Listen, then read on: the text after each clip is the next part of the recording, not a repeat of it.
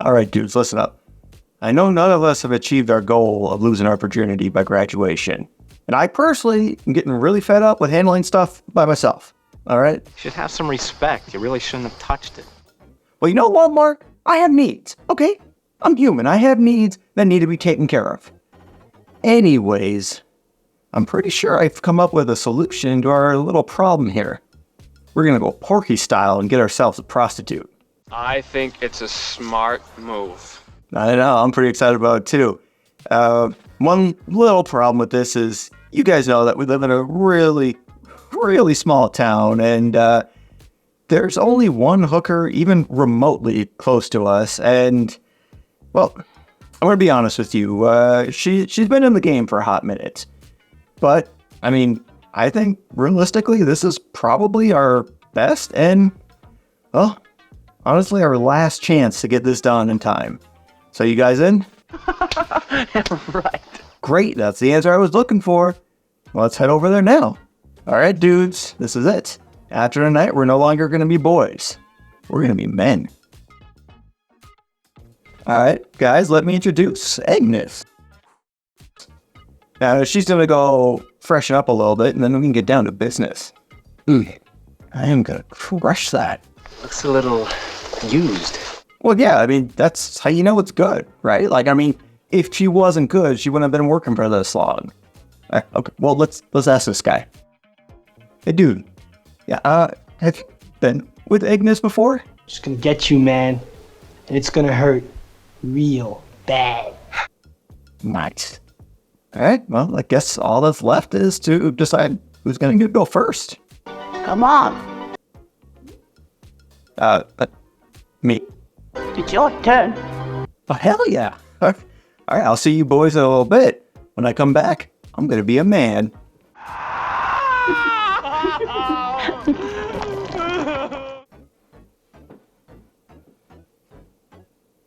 Hey, that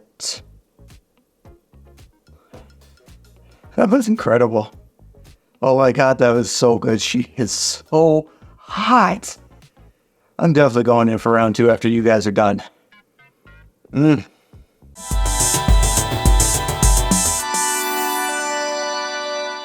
Hey, what's up? All right, so before we get into it, if you didn't see my comments on that one video, the copyright strike has actually been removed from my Neon Maniacs video. So if you haven't watched that one yet, go ahead and go do it right now. No, I'll wait. Go ahead. Yeah, it's a good one. Oh, so the other day... Oh no, wait, is that what I think it is?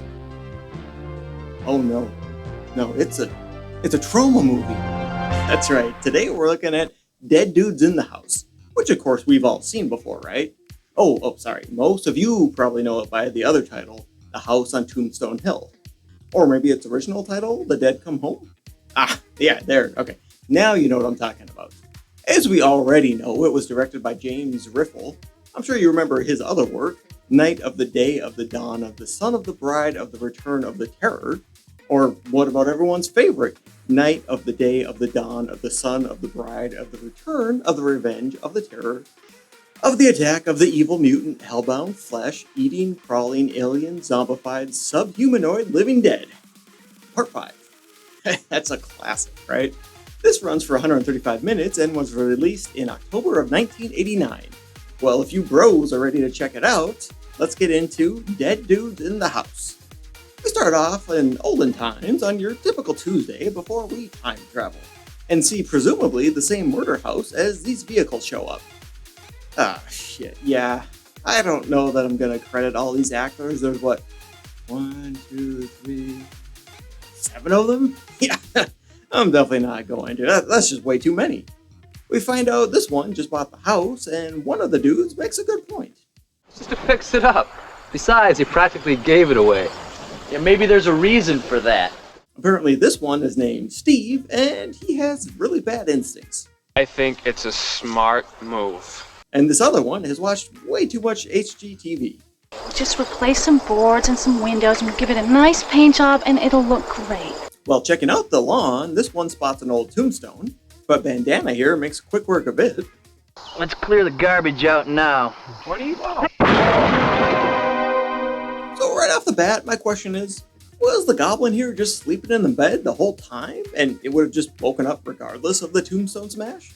Then Sweatshirt finds this, It looks like a noose. which is some of the thinnest rope I've ever seen in my life. I mean, you'd be able to maybe hang, I don't know, a fat squirrel with that? Oh, I'm not saying you should, I'm just saying that you probably could. Either way, the new owner decides to leave it and they head up front while being watched. Well, I think I need my first beer. We also get to know Bandana a little bit better.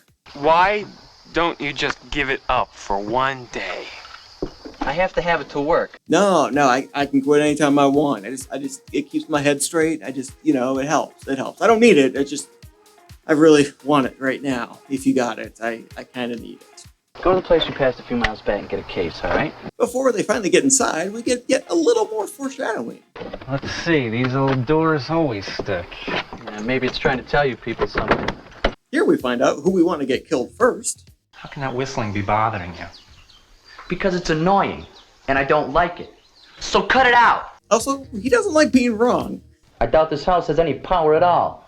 Yes, it does. The light is on over there. Well, maybe it does. I have known so many dudes like this. It is ridiculous. Anyways, while he's complaining about something, the goblin shows up, and we get maybe my favorite line in the whole movie. Hey, if she doesn't stop staring at us, I'm gonna go over there and smack her. I mean, I hope he dies, but that's funny. You gotta admit it, that's funny. She heads out without saying anything, and when Bandana goes to get some air,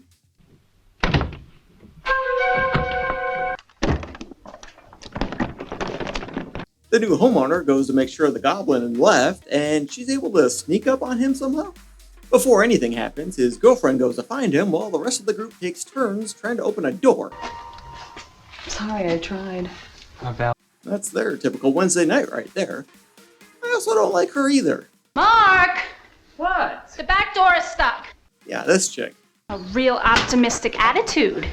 But it seems he's disappeared and the broken tombstone has reappeared, along with this art installation. So I think it depicts man's struggle with mortality in a new era of technological innovation. Or it's a penis. Yep, no, it's definitely a penis. She smashes her way into the room and we see all sorts of old trinkets. Then the goblin shows up and says, About your boyfriend. He's dead. I didn't know. I killed him. she also gives the deets. Quite gruesome, actually. He was kicking and screaming for such a long time. Okay, I love this old goblin lady. Where do you think all that blood came from? It's your boyfriend's blood. Definitely my favorite character in the movie. She's able to get out, and the new homeowner shows up dropping truth bombs. You always were good at spending someone else's money, weren't you? Having no responsibility at all. Before he threatens her. I'm gonna take that piece of wood and bash your skull in and really have a look-see. They walk circles a while, and back downstairs, they're still working on that door, and I hate to admit this, but I can really relate to Bandana here. Hey, you can forget about the door. I'm not gonna be beat by some stupid door that's stuck. Okay, so a huge pet peeve of mine is shit that's designed to do like one specific job, just not working. Like, all this door has to do is open, you know? I mean, that's its job. Well, closed, but that's part of the open job. It's still one job. And none of us adults can open it? Fuck this door. And don't even get me started on those like pull-off safety seals on bottles. They never work. Cut back downstairs again, and we see the previous owners install triple pane windows. So you're gonna pay more for it, but the quality really can't be beat. Then the house shutters. Everyone decides to go upstairs, and this chick decides to mention to them finally what's going on. Mark, where is he? The old lady that was down here before. She killed him. This guy gets back with the bruise, but can't get in until one window opens up.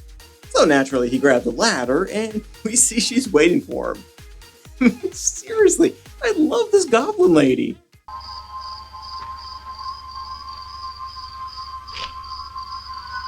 So she hacks his hands to bits, but at least he's still alive. Ah, scratch that. Inside, they start to arm themselves, and Bandana makes a custom weapon for Ivy League. Now give me a couple of minutes. When I get done with this, you won't have anything to be scared of. And they go searching. They get separated, and we see that Ivy League probably isn't going to make it on his own. Then she shows up and says, Come on, What? it's your turn. Also, I love how casual she is, too. Just like, all right, come on, let's get this over with. To be fair to him, I don't think I would be able to kill an old goblin lady that I haven't actually seen anything do bad yet either. Wait. What did he say again? To be fair to him, I don't think I would be able to kill an old goblin lady that I haven't actually seen anything do bad yet either. But maybe, I don't know, I haven't been in that situation. He decides to go after her, and he runs into this guy. Turns out he knows a thing or two. Don't you recognize me? It must be this big pole in my chest. Okay, so this guy is actually pretty cool, too. Just gonna get you, man. And it's gonna hurt real bad. Ivy League tries to follow him, but he only finds her. Well, aren't you going to use it? Man, she is great. Stay away from me. I don't want to hurt you, but I will if I have to. All right, nobody's buying it, and you shouldn't be selling it. She pins him down and really enjoys it. You know, when you love what you do, you never work a day in your life. But again, at least she lets him live. Never mind. I love how she's just mentally torturing him, too. We don't see him die, but the door unlocks, and they find the crime scene, and the girlfriend makes a pretty good point. We have to find her and we have to kill her. Makes you think that you can kill her! Okay, so now I think this piece symbolizes nature's struggle with eternity and all that's changing. Wait. Oh, sorry. That's another dig, actually. Cut to these randos, and one of them decides to go check out the house. I got it. Let's go over to the Leatherby house. In the basement, Sweater comes across an article about the house. The house, which has been on and off the market for over 18 years. And what happened to the old lady. A man stabbed her 37 times. Miraculously, Mrs. Leatherby lived. Understandably, she went to the nut house, and when she got out is where we started the movie. She stabbed Mr. Hinneman exactly 37 times. She died, and after she was buried, her daughter dug her back up and buried her in the backyard of their house. And then she hung herself from the tree with that little rope. So her daughter must have been a fat squirrel, because that's the only thing that rope's holding. The two randos show up and break into the cellar. Inside, Sweater comes across Ivy League and stays back to help him. And he tells her exactly what she wants to hear. I know exactly where she is. And I know how to get out of here. Then things take a sudden turn, and one of the dead dudes kills Sweater. I mean, it's not bad, but I really hope we get back to the old goblin killing people, you know? I mean, she's hilarious. The others are able to get a window open, but realize they're missing Sweater. They find her in a room, and most of these dudes get funnier after they die. You alright? I'm perfectly fine. Why? But Bandana's not having any of it and clubs her. They hook up some ropes to go down the window, and Bandana goes first, but the house isn't having any of that.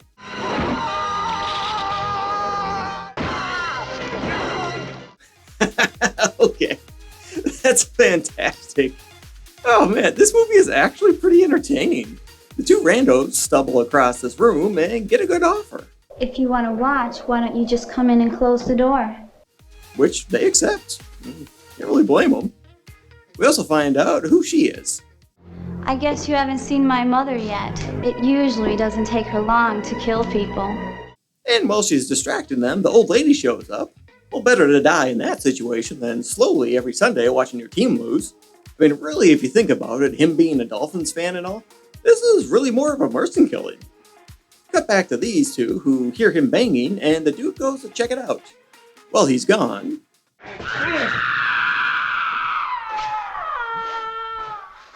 I'm back upstairs. Yeah, I'm fine. The lady was just in here. I tried to hold her off as long as I could, but She's acting awfully dead.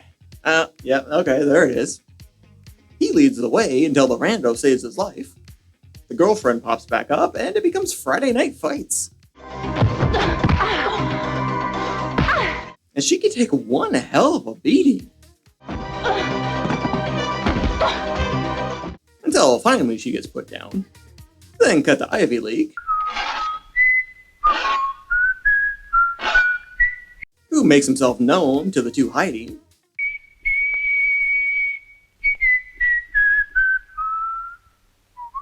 He says he is just bored and... I just want to talk to you. I do. And then kill you. I mean, I am loving these dead dudes. When they go to check the hall, he gets in and starts kicking ass. But before he can kill Blue Shirt, Rando takes him out, and the special effects are actually good here. Guess the party's over. Okay, so how's this gonna work? I mean, he was cut in half. Ah, okay, it's like Humpty Dumpty has been put back together again. Oh, God, I hope what I want to happen happens. That was a real missed opportunity. You know, like, I was hoping the beer was gonna run out of his midsection. That would have been a lot better. Bandana finds the pair, chugs a beer, and just walks on by. When he comes back... I found this dug deeply into Steve's skull, and I think that's beautiful. And shares his wisdom. He didn't feel a thing. But you will. And goes down on the weakest shot. I mean, oh, okay, no, it's just a fake out. That I can believe. They lock themselves in a room, but he does have a hatchet, so... But here, we do get the takedown of the movie. Oh, man, that's good shit. He gets in some good shots, but these two work very well together. We also see the old lady chilling until she decides to make an appearance. Then she whoops some rando butt, but the rando is tougher than she thought. But so is she. While she's busy stabbing, the rando blue shirt grabs a pipe and just goes to town. But remember, the old goblin is spry. Eventually, the rando is able to stab her brain, but even that doesn't stop her. Well, shit, I mean, this lady's indestructible. She proceeds to bitch slap Blue Shirt here and works on crushing his skull until the rando gives her the axe, and Blue Shirt finally finishes the job. Man, that must be a dull axe. Then it's time for a classic head kick and a great death rattle. Now this reminds me of Slime City here. So it looks like she finally dies and Blue Shirt passes out. The morning comes and it looks like Blue Shirt's gonna be fine. Oh shit! We all forgot about the rando. Yes, I'm speaking for you. You did and I did. I say fun, you say facts. Enjoyment. Shit, I messed it up. So there are no facts or trivia about this movie other than the alternate titles. So let's start with this. Anyone can be a dude. I mean, you don't have to be a guy to be a dude, you know? If you're cool, then you can be a dude. If you're a dick, then you're not a dude. So regardless of your sex, I will probably call you a dude at some point. Again, if you're cool. Dude, Where's My Car came out in 2000. And I've seen it. For your reading pleasure, in the description, I've put the link to an article about the origin of the word dude, called Dude, A Long History of a Short Word. I mean, if you want to be enlightened, that is. I didn't read the whole thing, either. I love dogs. They're awesome. So, dude, are you watching it? Everybody, I think it's a smart move. This one is actually a surprise hit for me. Like, since it's a trauma, I really wasn't expecting much, but man, this movie's great. You know, it starts off kind of weak, but once the old lady goblin shows up and people start becoming undead, it gets pretty awesome. On top of that, there are some really good special effects too. You know, I didn't think I would be suggesting this one, but I mean, here it is. Go check it out, you know? It's pretty damn good. While you're at it, check out my last review I did for The Immortalizer. Peace!